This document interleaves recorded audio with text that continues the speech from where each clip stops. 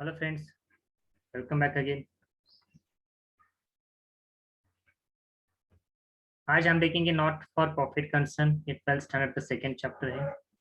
इसमें हम देखेंगे न्यूमेरिकल प्रॉब्लम्स, थ्योरी, कॉन्सेप्ट देखेंगे हम इसमें क्या होती है। ठीक है, तो स्टार्ट करते हैं chapter number second, 12th standard state board.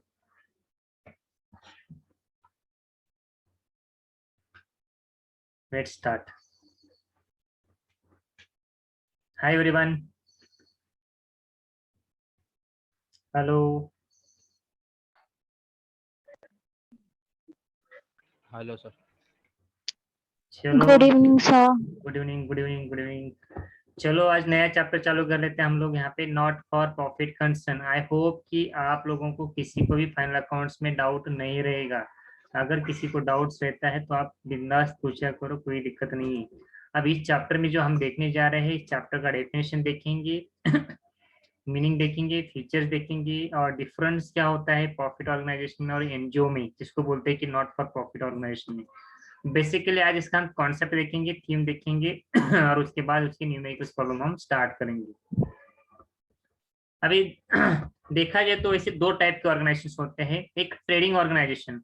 Trading organisation में कैसे होता है ना, उस कंपनी का जो ऑब्जेक्टिव जो होता है ना, ओनली अर्निंग द प्रॉफिट, यही मेन ऑब्जेक्टिव होता है उनका। वहाँ पे ओनली पैसे कमाना, वही उसका मकसद होता है किस कंपनी का वहाँ पे ट्रेडिंग ऑर्गेनाइजेशन।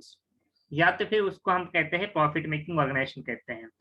बट कुछ ऑर्गेनाइजेशन ऐसे होते हैं कि जिनका जो मकसद होता है पैसे कमाना नहीं होता है। तो आपके दिल में एक सवाल है कि सर अगर उनको उनका जो ऑब्जेक्टिव है अगर मनी कमाना नहीं होता है तो फिर उनका ऑब्जेक्ट क्या रहेगा। तो उनका मेन ऑब्जेक्ट रहता है कि सर्विस रेंडर करना, जिसको बोलते हैं कि एनजीओ जो बोलते हैं हम लोग। और इसी को आपने कॉमर्स किया तो फिर अकाउंटिंग टर्म में बोलते हैं यहाँ पे हम नॉट फॉर प्रॉफिट ऑर्गेनाइजेशन या तो फिर नॉन ट्रेडिंग ऑर्गेनाइजेशन। आप ऑब्जेक्ट में ये भी पूछा जा सकता है, those organizations are not having main earning of money objects, objectives, then this organization is called as what dash. तो आपका जो वहाँ पे ऑप्शन दिया रहेगा नॉन ट्रेडिंग, ट्रेडिंग दिया रहेगा, तो आप वहाँ पे कंफ्यूजन नहीं होना है। वहाँ पे आपका आंसर रहेगा वहाँ पे नॉन ट्रेडिंग ऑर्गेनाइजेशन रहेगा। ठीक है, ट्रेडिंग ऑर्गेनाइजेशन का जो मेन ऑब्जेक्टिव होता है टू अर्न द प्रॉफिट होता है। कौन सी भी कंपनी देखेंगे ट्रेडिंग वाली तो उनका एक ही ऑब्जेक्टिव होता है, अपना सपना मनी मनी होता है, उनका मकसद खाली एक ही होता है, पैसा कमाना होता है। They are engage in trading activities. Basically किसमें एक्टिव एंगेज होते हैं वहाँ पे, ट्रेडिंग में एक्टिवेट रहते हैं वहाँ पे हमेशा। They are totally engage in trading activity, right. Then that is buying and selling. इनका और एक काम क्या होता है, buying and selling, either selling selling of goods and services. इनका जो मेन ऑब्जेक्टिव होता है buying and selling of goods and services. Like that sole trading concern, partnership, cooperative organisations, public limited company, these are the examples of trading organisations, either profit making organisation. इनका यही मकसद होता है वहां पे। ठीक है then are set up for the purpose of making profit. Final accounts which consist of trading and profit and loss account. जब हम ट्रेडिंग अकाउंट, अगर हम ट्रेडिंग बिजनेस की बात करते हैं तो आपको उस सिचुएशन में आपको ट्रेडिंग अकाउंट, P&L अकाउंट और बैलेंस शीट बनाना अनिवार्य बनता है वहां पे, right. The base of final account is trial balance. Before the making of final account, before the making of balance sheet, what is required, what is the base is required, trial balance. भैया कौन सी भी चीजों का एक base होता है, उस base के बगैर हम कुछ भी टाइप का कैलकुलेशन नहीं करते हैं। तो वैसे ही होता है, जब भी हम फाइनल अकाउंट्स बनाने का सोचते हैं उस टाइम पे उसका जो बेस होता है वो होता है यहाँ पे ट्रायल बैलेंस होता है। बट अगर हम बात करते हैं नॉट फॉर प्रॉफिट ऑर्गेनाइजेशन की, तो उनका मेन ऑब्जेक्टिव जो होता है to give service to its members और the society of at large. इनका जो मेन ऑब्जेक्टिव जो होता है ना, इनका एक ही ऑब्जेक्टिव होता है कि सर्विस प्रोवाइड कर देना जो अपने मेंबर्स होते हैं या तो फिर सोसाइटी को। They are not form for profit making.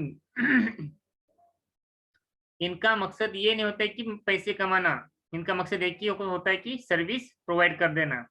They do not carry any kind of trading activities और मैन्युफैक्चरिंग एक्टिविटीज, ये कभी भी ट्रेडिंग टाइप की एक्टिविटीज नहीं करेंगे या तो फिर मैन्युफैक्चरिंग की एक्टिविटीज नहीं करेंगे। तो क्या करेंगे यहाँ पे, जैसे कि स्पोर्ट्स क्लब होते हैं, चैरिटेबल हॉस्पिटल्स होते हैं, स्कूल्स होते हैं, कॉलेजेस होते हैं, यूनिवर्सिटीज होते हैं, ट्रेड यूनिट्स होते हैं, चैम्बर ऑफ कॉमर्स होते हैं, प्रोफेशनल इंस्टीट्यूशंस जो होते हैं, ट्रस्ट जो होती है, सोशल वेलफेयर एसोसिएशन होता है, रिलीजियस कंसर्न्स होते हैं, लाइब्रेरीज होते हैं, etcetera. These are the examples of not for profit making organization, either non trading organisation हम कह सकते हैं इसको वहां पे। They maintain the books of accounts in a different way, इनका जो अकाउंट मेंटेन करने का जो वे होता है डिफरेंट होता है। वो डिफरेंट कैसे होते हैं, वो कैसे, वो देख लेते हैं। जैसे कि हमने फाइनल अकाउंट की बात की तो उनका जो बेस होता है ट्रायल बैलेंस होता है, and they are making simple ledger set accounts like that, trading account, P&L account and balance sheet, that's it। But इसमें क्या होता है वो देख लेते हैं हम। as their motive is not profit, not for profit concern, do not prepare profit and loss account। अगर भैया इनका मकसद अगर प्रॉफिट कमाना नहीं है तो भैया आपको प्रॉफिट एंड लॉस अकाउंट बनाने की जरूरत ही नहीं है। वहां पे ये कॉमन सेंस यूज किया करो आप लोग। वहां पे जहां पे प्रॉफिट नहीं आएगा तो वहां पे क्या आएगा, नॉन ट्रेडिंग ऑर्गेनाइजेशन आ जाएगी वहां पे, ठीक है। Instead they prepare income and expenditure account. अब यहाँ पे इनको प्रॉफिट एंड लॉस अकाउंट या तो फिर ट्रेडिंग अकाउंट के बदले क्या बनाना पड़ेगा यहाँ पे इनको, they have to prepare income and expenditure account, income and expenditure account बनाना पड़ेगा उनको यहाँ पे। Similarly they do not prepare trial balance, जैसे कि मैंने आपको अभी भी एक्सप्लेन किया है, इनको ट्रायल बैलेंस भी बनाने की जरूरत नहीं है यहाँ पे, right. But they prepared receipt and payment account. इनको दो टाइप के अकाउंट बनाने पड़ेंगे यहाँ पे, इनकम एंड एक्सपेंडिचर अकाउंट, या तो फिर मैं यूज करो बेटा यहाँ पे, बराबर है। या तो आपको इनकम एक्सपेंडिचर अकाउंट बनाना पड़ेगा, अगर वो नहीं बना रहे हो तो आप यहाँ पे रिसिप्ट एंड पेमेंट अकाउंट बनाना पड़ेगा। दोनों में से एक, दोनों साथ में नहीं बननी है वहां पे, ठीक है। These organization prepares balance sheet to know the net worth of the concern on a particular date। Final accounts of not for profit concern consist of income and expenditure account and balance sheet. इनको ये दो ही चीजें बनानी पड़ेंगी यहाँ पे, income and expenditure account and balance sheet. अब what is the meaning of net profit concern, sorry, not for profit concern? Not for profit concern are those concern which are not started to earn profit but to give qualitative service to its members। जो organisation उनका business start करती है but उनका ये object नहीं होता है कि पैसे कमाना, but what is the main objective of this kind of organization? To give the qualitative services to its members and society at the minimum charges। Society को सब प्रोवाइड करेंगे but they are taking very very less charges compare to the market. Their main objective is to provide social services। इनका main objective क्या होता है, social service provide करना होता है, and to promote art, culture, sports, education, etc। The nature of these concerns are different from profit organization। इनका जो nature होता है ना डिफरेंटली होता है प्रॉफिट ऑर्गेनाइजेशन के कंपेयर किया जाए तो। Not for profit concern collect income through the subscription. इनका जो पैसे आने का जो सोर्स होता है, जैसे कि हम प्रॉफिट ऑर्गेनाइजेशन की बात करते हैं तो उनका मेन पैसे आने का सोर्स क्या होता है, sale of goods and services.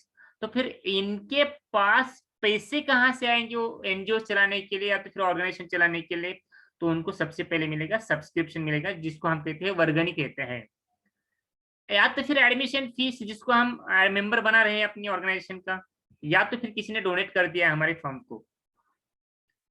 given by members or not members and grants, subsidies or concessions received from the government। Government से भी इनको क्या मिलते हैं, ग्रांट्स मिलते हैं, सब्सिडीज मिलते हैं। now what are the features of not for profit concern? अभी इसके फीचर्स क्या है वो देख लेते हैं हम लोग। इनका जो मेन प्राइमरी जो फीचर है यहाँ पे, the primary objective of such concern is to provide services to its members and not to earn profit। इनका मेन ऑब्जेक्टिव क्या है, पहले यहाँ पे सर्विस प्रोवाइड कर देना, ना ही उनका ये मकसद है कि प्रॉफिट अर्न करना। सेकेंड ऑब्जेक्टिव यहाँ पे या तो features, these concerns are found for promotion of art, culture, education, sports, charity, health, etc. The members of these concerns cannot got the dividend, it is prohibited. इनको जैसे कि profit and loss account के हम देखते थे, यहाँ पे share holder रहते थे, उनको डिविडेंड मिलता था, बट यहाँ पे किसी को डिविडेंड नहीं मिलेगा, ये कंप्लीटली प्रोहिबिटेड है यहाँ पे। The management of such concerns is done by elected representative of members. Member में से जो चुना जाएगा वही भैया उसका क्या रहेगा, मैनेजमेंट रहेगा। These concerns prepare receipt and payments account, income and expenditure account and balance sheet। ये जो टाइप की जो ऑर्गेनाइजेशंस होते हैं ना, इनको तीन टाइप के अकाउंट बनाने पड़ेंगे, या तो रिसिप्ट एंड पेमेंट, या तो income and expenditure account, and बोल रहा हूँ मैं, और नहीं बोल रहा हूँ यहाँ पे, एंड मतलब साथ में जुड़ा रहता है उसके, वहां पे अगर ये बना रहे हो तो साथ में ये बनेगा, अगर ये बना रहे हो तो फिर आपको साथ में बैलेंस शीट बनाना पड़ेगा, right.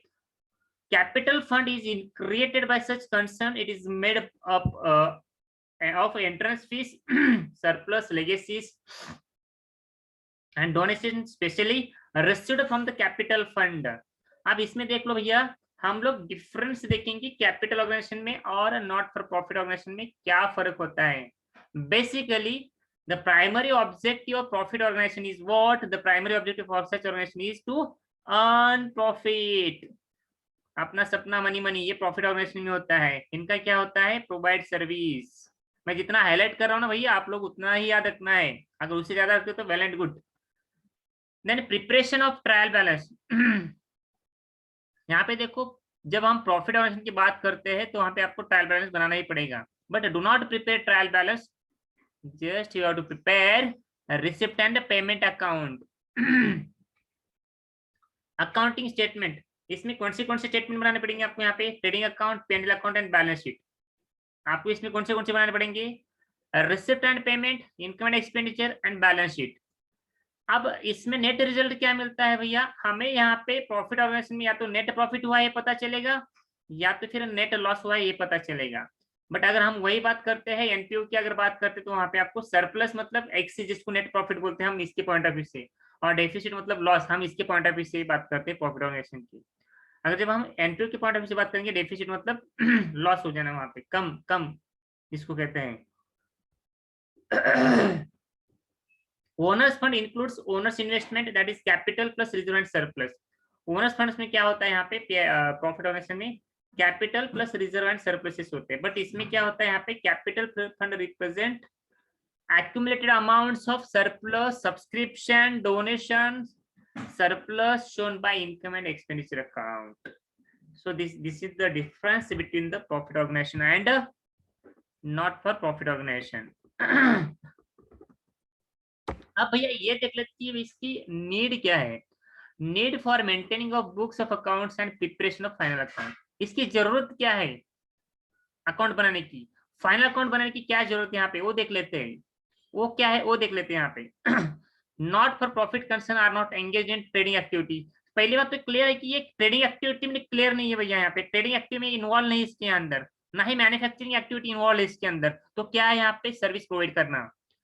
Mostly they deal with the public money, ये कहाँ से इन्वेस्ट करेंगे, यहाँ पे डील करेंगे पब्लिक मनी के साथ डील करेंगे। These concern collect money such as subscription, donation, grant, entrance fees etcetera. तो ये पब्लिक के साथ डील करेंगे वहां पे, from the public. This concern answerable to the society for such money is collected and spent. तो भाई अगर पब्लिक से रिलेटेड तो फिर पब्लिक को हमें जवाब भी देना पड़ेगा, किसके रूप में, स्टेटमेंट के रूप में। हाँ भैया हमने इतना सब्सक्रिप्शन ले लिया था, हमने इतना डोनेशन लिया था, और हमारे यहाँ पे इतना एक्सपेंडिचर हो चुका है। Hence, proper books of accounts are to be maintained. Following are the reasons for maintaining books of accounts by not for profit concern. To maintain proper control over monetary transaction, इसके पीछे मकसद क्या है, ये account maintain करने के पीछे हम प्रॉपरली कंट्रोल करेंगे किसके ऊपर, मॉनेटरी ट्रांजैक्शन। मॉनेटरी का मतलब पैसा, पैसे में जो ट्रांजैक्शन होते हैं ना उसके ऊपर कंट्रोल पाने के लिए ये अकाउंट्स मेंटेन करना एनपीओ के पॉइंट ऑफ व्यू से सही माना जाता है। to know the sources of incomes and heads of expenditures. भैया हमारे पास पैसे कहाँ से आ रहे हैं, किसने किसने दिया है, और उसके बाद कहाँ पे हमने स्पेंड किया है, ये भी हम रिकॉर्ड से जो होता है हम इसमें रिकॉर्ड करते हैं इनकम एक्सपेंडिचर अकाउंट में। To comply with the provisions of the laws applicable to them, example, not for profit concern organization registered as a charitable trust under the Mumbai Public Trust Act, इसके अंदर हमें register करना पड़ता है। To know the surplus or the deficit of the concern during the particular period, particular period के लिए हमारी जो संस्था है, हमारी जो ऑर्गेनाइजेशन है, उसमें सरप्लस हो रहा है या डेफिसिट हो रहा है, ये पता चल जाता है। To know the net worth of the concern as on particular day, net worth मतलब कैपिटल कितना है हमारे कंपनी का वहां पे। टू अवॉइड मल practices and miss appropriation of such of cash and assets, मतलब ये जो मल प्रैक्टिसेस होते हैं, मतलब जिसको बोलते हैं कि फ्रॉड्स कहते हैं हम लोग, गोलमाल जिसको कहते हैं, ऐसे सब चीजें यहाँ पे कंट्रोल होती है वहां पे।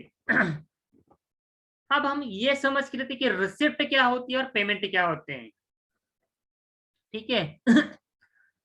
The day-to-day transactions of not-for-profit concern are recorded in cash book and then they are posted to the ledger account. हम क्या करते हैं, डेली कैश बुक में रिकॉर्ड करते हैं। At the end of financial period, the cash book and ledger accounts are balanced, and from these balances, receipt and payment account is prepared. जब भी हम कैश बुक की बात करेंगे तो उस टाइम पे हमें receipt and payment account maintain करना पड़ेगा। याद रखना भैया, the receipt and payment account is a real account. अब रियल का रूल याद रखो आप लोग, यहाँ पे जब हम रिसिप्ट एंड पेमेंट अकाउंट बनाएंगे तो आपको रियल अकाउंट का रूल याद रखना है, debit what comes in and credit what goes out, ये रूल याद रखना है। Credit transaction are not recorded in the receipt and payment account.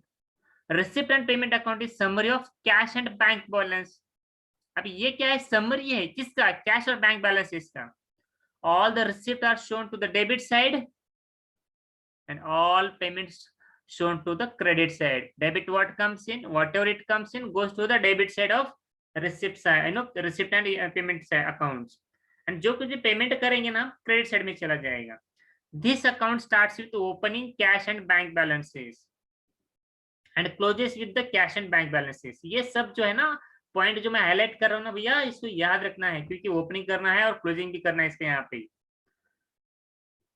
Receipt क्या है यहाँ पे, all receipt during the particular period are debited to the receipt and payment accounts irrespective of the year for which they are received and irrespective of their nature in revenue or capital. Such receipt may be related to the previous year, current year or next year. ये जो receipt है ना previous year की भी रहेंगे, current year की भी रहेंगे और next year की भी हो सकते हैं वहां पे।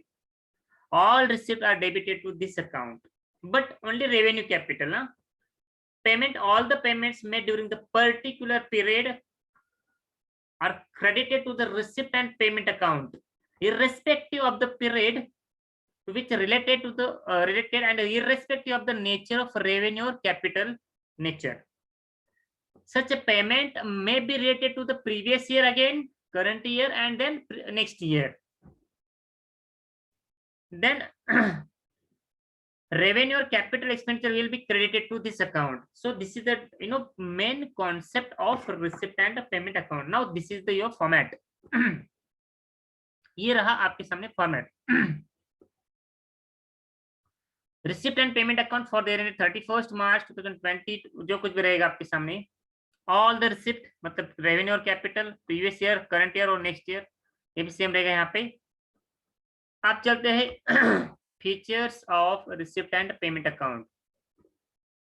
इसके फीचर्स क्या रहेंगे, receipt and payment account is a real account. Objective में पूछा जा सकता है क्वेश्चन, याद रख लेना भैया।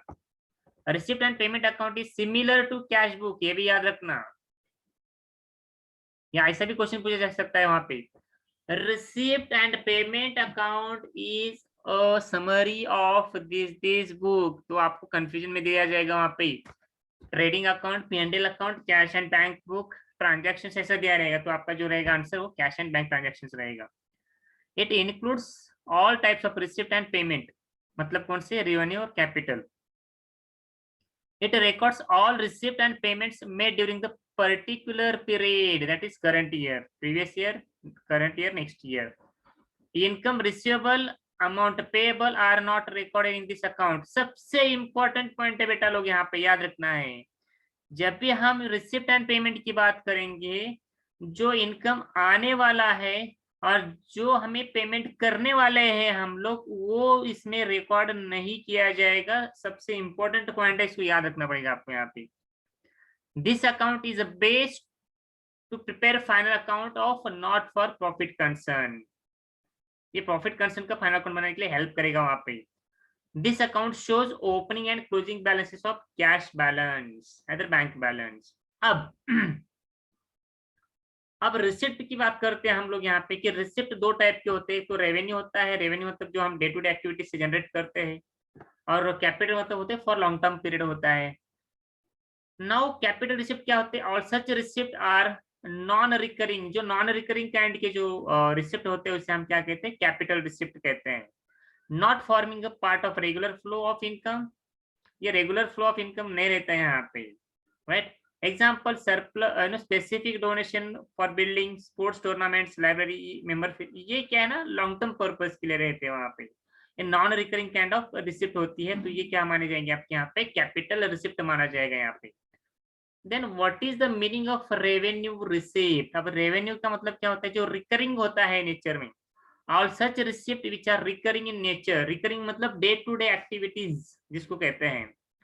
Represent regular flow of income, जो रेगुलर इनकम मिलता है हम क्या कहते हैं? उससे रेवेन्यू रिसिप्ट कहते हैं, right. Example subscription of subscription, rent, locker rent, interest receipt etcetera. अब रिसिप्ट क्या है? दो टाइप के हैं, रेवेन्यू और कैपिटल। रेवेन्यू में क्या होता है? इनकम एंड एक्सपेंडिचर अकाउंट बनेगा। एंड कैपिटल कैसे होता है? क्या बैलेंस शीट के जरिए बनता है यहाँ पे। All receipts are not income, capital receipt and consider in different manners. अब यहाँ पे देख लो, ऑल रिसिप्ट इनकम नहीं माना जाएगा इसमें यहाँ पे, ठीक है। अब यहाँ पे देख लो टाइप्स ऑफ पेमेंट कैसे कैसे होते हैं। कैपिटल एक्सपेंडिचर होते हैं और रेवेन्यू एक्सपेंडिचर होते हैं। कैपिटल एक्सपेंडिचर मतलब क्या होती है? जो लॉन्ग पीरियड के लिए स्पेंड करते हैं हम अमाउंट, जैसे कि purchase of land, furniture, machinery etcetera. और जो रेवेन्यू एक्सपेंडिचर होते हैं ना, शॉर्ट पीरियड के लिए होते हैं, जैसे कि हम सैलरी देते हैं, टैक्सेस पे करते हैं, इंश्योरेंस होता है, प्रीमियम होता है, एटसेट्रा। अब ये जो कैपिटल एक्सपेंडिचर है हम उसकी बात करेंगे हम यहाँ पे। These expenditure are non recurring expenditure in nature. ये non recurring kind of expenditure होते हैं, हम लाइफ टाइम में एक ही बार एक्सपेंडिचर करते हैं और वो लाइफ टाइम हम उसको यूज करते हैं। जैसे कि अगर हमने बिल्डिंग ले लिया तो उसको हम 20, 30, 40 साल आराम से यूज कर सकते हैं। The benefit of such expenditure are likely to be received for a long period. These expenses are shown on the asset side of the balance sheet. ये जो expenses होते हैं ना, बैलेंस शीट के asset side में दिखाते हैं। Their balances are carried forward to the next accounting period. Now revenue expenditure. No, their expenses are recurring in nature. Recurring मतलब day to day बन जाते हैं, वहाँ पे expenses करते हैं। The benefit of these expenses are enjoyed immediately, that is current year. Current year में हम जो expenses करते हैं उसको हम expenses revenue expenditure कहते हैं। अब ये deferred क्या होता है भैया? हमको तो पहले कभी पता ही नहीं था, अभी हम आपको बताएंगे कि deferred revenue expenditure क्या होते हैं। Deferred revenue expenditure is actually revenue expenditure. Such expenditure is incurred for receiving benefit for more than a year. अब ये confusion टाइप में वर्ड्स है यहाँ पे। इसका जो नेचर जो रहेगा ना, रेवेन्यू एक्सपेंडिचर माना जाएगा। रेवेन्यू एक्सपेंडिचर का मतलब क्या होता है? जो हम एक साल के अंदर करते हैं, एक साल के भीतर करते हैं। बट ये एक ही ऐसा एक्सपेंडिचर है, हम एक साल के अंदर करते हैं, बट इसका बेनिफिट जो होता है ना, हमें लॉन्ग टर्म के लिए मिलता है वहां पे, तो उसे कहते हैं डेफर्ड रेवेन्यू एक्सपेंडिचर। जैसे कि होता है एडवर्टाइजमेंट। एडवर्टाइजमेंट, अब मान लो अपने क्लास की मैंने आज एडवर्टाइजमेंट कर दी, तो स्टूडेंट्स कल एडमिशन लेंगे क्या? नहीं। कोई स्टूडेंट कल लेंगे, कोई 1 महीने के बाद लेगा, कोई 1 साल के बाद लेगा, कोई 2 साल के बाद लेगा, कोई 3 साल के बाद लेगा। बट हमने एक्सपेंडिचर कब कर दिया है? आज कर दिया है। आज कर दिया है, इसका मतलब वो क्या माना जाएगा? करंट ईयर में माना जाएगा। तो उसका जो रेवेन्यू, उसका जो नेचर रहेगा वो रेवेन्यू में रहेगा, राइट। जैसे कि देखो advertisement expenditure 30,000 is for 3,000, sorry 3 years, 3 साल के लिए हमने 30,000 आज पेड कर दिया है, राइट। तो ये क्या हो जाएगा आपको, नेक्स्ट इस साल में 10,000 मिलेंगे, नेक्स्ट ईयर में 20,000, नेक्स्ट ईयर में 30,000। तो इस टाइप में जो उनको इनकम मिलेगा बाद में, वो क्या माना जाएगा, डेफर्ड रेवेन्यू एक्सपेंडिचर माना जाएगा। नाउ टोटल रिसिप्ट क्या होते हैं, revenue, credit side of income and expenditure account, capital क्या है, liability side of balance sheet. अब टोटल पेमेंट क्या होता है, रेवेन्यू टाइप में जो होगा डेबिट साइड में जाएगा इनकम एंड एक्सपेंडिचर अकाउंट की, और ये कहाँ पे जाएगा भैया, बैलेंस शीट की एसेट साइड में जाएगा, एसेट साइड में, याद रखना। कौन सा, टोटल पेमेंट का। अब ये रहा आपके सामने फॉर्मेट, किसका रहा, रिसिप्ट एंड पेमेंट अकाउंट। जैसे कि हमने अभी भी देखा है, इनका जो बैलेंस होगा ना, ओपनिंग बैलेंस कंपलसरी रहेगा, टू बैलेंस ब्रॉट डाउन, चाहे कैश रहने दो चाहे क्या बैंक रहने दो, फिर इनके साथ ही इनकी कहानी शुरू हो जाएगी। तो ये रिसिप्ट साइड मतलब क्या है, जो हमारे पास पैसा आता है, जो पैसा आता है और जो जाता है हम इस साइड में लिखेंगे, जो जाता है इस साइड में लिखेंगे क्रेडिट साइड में। ये गलत लिखा है बेटा, यहाँ पे रिसिप्ट नहीं है, यहाँ पे ये पेमेंट है, यहाँ पे याद रख लेना, ये पेमेंट है, दोनों साइड में रिसिप्ट लिखा तो फिर आप लोग हो जाएगा कंफ्यूजन। ठीक है। जैसे कि अभी इनका इनकम क्या माना जाएगा, subscription, previous year, current year, next year, entrance fees इनका इनकम माना जाएगा, एडमिशन फीस इनकम माना जाएगा, सॉरी रिसिप्ट माना जाएगा, लाइफ मेंबरशिप रिसिप्ट है, लेगेसीज रिसिप्ट है, गवर्नमेंट ग्रांट्स रिसिप्ट है। ये साइड क्या है आपकी, पूरी रिसिप्ट साइड मानी जाएगी। और जो कुछ भी हम पेमेंट कर रहे हैं ना, ये सब इस साइड में आएगा। सैलरी हम पेमेंट कर दिया, रेंट पेड कर दिया, प्रिंटिंग स्टेशनरी चार्जेस पेड कर दिए, जनरल एक्सपेंसेस पेड कर दिए। अभी ये जो पूरा साइड था ना, ये हम प्रॉफिट एंड लॉस अकाउंट में डेबिट साइड में लिखते थे, क्योंकि वो हम नॉमिनल अकाउंट का रूल फॉलो करते थे हम, बराबर है, वो नॉमिनल अकाउंट के बेसिस के ऊपर बनता था। अभी ये जो बन रहा है ना, रियल अकाउंट के बेसिस के ऊपर बन रहा है। रियल का रूल क्या है, debit what comes in, credit what goes out, तो उस बेसिस के ऊपर हम ये बना रहे हैं। तो ये आपके सारे के सारे क्या है, आपके ये एक्सपेंडिचर माने जाएंगे। और एंड में क्या होता है, इसकी कहानी में बता देता हूँ आपको यहाँ पे। मान लो आपका जब एक क्रेडिट साइड ग्रेटर होता है, जब आपका क्रेडिट साइड ग्रेटर होगा तो क्या आ जाएगा, यहाँ पे क्रेडिट साइड का टोटल हम यहाँ पे लिखेंगे, बाद में यहाँ पे लिखेंगे, और टू बैलेंस कैरी डाउन लिखेंगे हम यहाँ पे। और उल्टा भी हो सकता है, sometimes your debit side is greater than credit side, now take it credit side, जो कुछ भी आएगा बाय बैलेंस कैरी डाउन लिखो वहां पे। ठीक है, ये रहा आपका यहाँ पे रिसिप्ट एंड पेमेंट अकाउंट का डिटेल्स रहा यहाँ पे।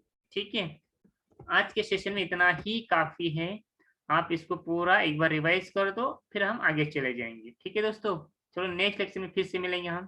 Thank you.